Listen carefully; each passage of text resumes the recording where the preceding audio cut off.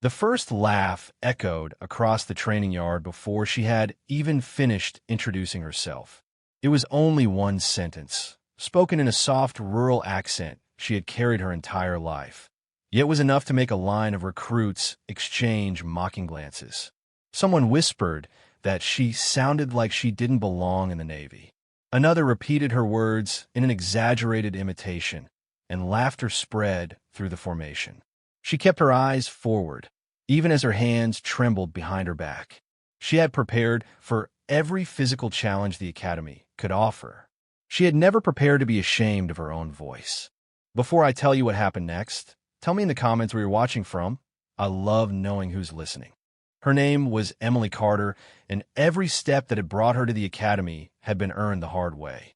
She had grown up in a small fishing town where storms decided whether families ate well or went hungry. Her father had taught her that strength was measured by how quietly a person carried responsibility. Her mother had taught her that dignity never depended on another person's opinion. Those lessons became the foundation beneath her uniform. But even foundations can shake when enough people try to tear them apart. The days that followed were harder than any obstacle course. Every time Emily answered a question, someone repeated her accent behind her back. During meals, empty seats surrounded her table as if loneliness itself had been assigned to her. At night, while others laughed in the barracks, she polished her boots in silence, wondering whether determination alone could overcome humiliation. She considered asking for a transfer. She almost packed her bag, but every sunrise reminded her why she had come, to serve something greater than herself. Then the Academy announced its largest maritime rescue simulation of the year. Senior officers, decorated commanders, and even an admiral would attend. Every recruit understood that one mistake could define a career before it truly began. Nervous whispers filled every hallway. Uniforms were inspected twice. Boots gleamed beneath the morning sun while a cold sea breeze swept across the harbor. The exercise began flawlessly. Teams moved with precision across the training vessel. Ropes tightened. Rescue equipment clanged against steel decks. Commands echoed through the salty air. Then everything changed. A mechanical failure jammed the primary rescue platform, leaving a simulated casualty trapped between shifting structures. Confusion spread faster than orders could be given. One team froze. Another argued over procedure. Precious seconds slipped away. Emily's heartbeat thundered in her chest. She had seen something similar years ago when an old fishing crane failed during a storm near her hometown. Her father had shown her an alternative release method used on older equipment, one that almost nobody outside coastal communities still remembered. She hesitated. Would anyone even listen to the recruit whose accent they mocked every day? Then she stepped forward. Her voice shook at first, but her instructions were calm and precise. She directed two recruits toward the secondary release pins, another toward the stabilizing cables, and coordinated the timing with remarkable confidence. Metal groaned. Chains rattled.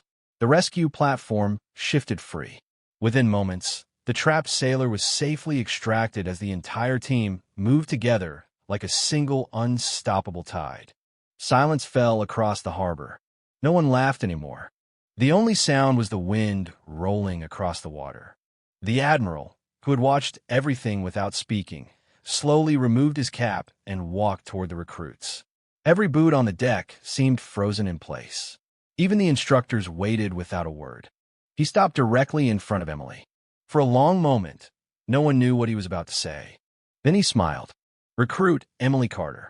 Hearing her name spoken with such respect carried more power than any medal. The Admiral turned to the entire formation. Some of you heard an accent.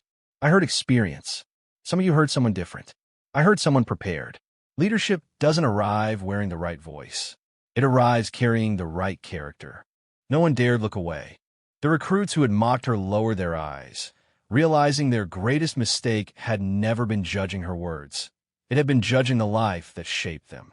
The Admiral continued. The Navy doesn't defend a nation with identical voices. It defends it with people whose different lives become one shared strength. One by one, the same recruits who had laughed stepped toward Emily. No excuses. No long speeches, just quiet apologies and respectful handshakes that carried genuine regret. Emily accepted every one of them, not because they deserved forgiveness, but because bitterness would have chained her to the very moment she had already risen above. Months later, new recruits arrived at the academy. They came from crowded cities, remote villages, mountain towns, and distant islands. Some spoke quickly. Others stumbled over every introduction. Whenever nervous laughter threatened to begin, an instructor would tell the story of the recruit whose accent once filled the yard with mockery, and whose courage later filled it with respect. Because kindness doesn't vanish. It waits, and it finds its way back. And just as the wind that once carried laughter across the harbor eventually carried applause, the voice that others tried to silence became the one everyone remembered. If this story touched your heart, share your thoughts in the comments. Have you ever been judged before people truly knew you? I'd love to read your story. And if you enjoy inspiring stories about courage, honor, and unexpected justice, subscribe to the channel and join us for the next unforgettable journey. Because the next story may remind you that the greatest strength is often hidden behind the quietest voice.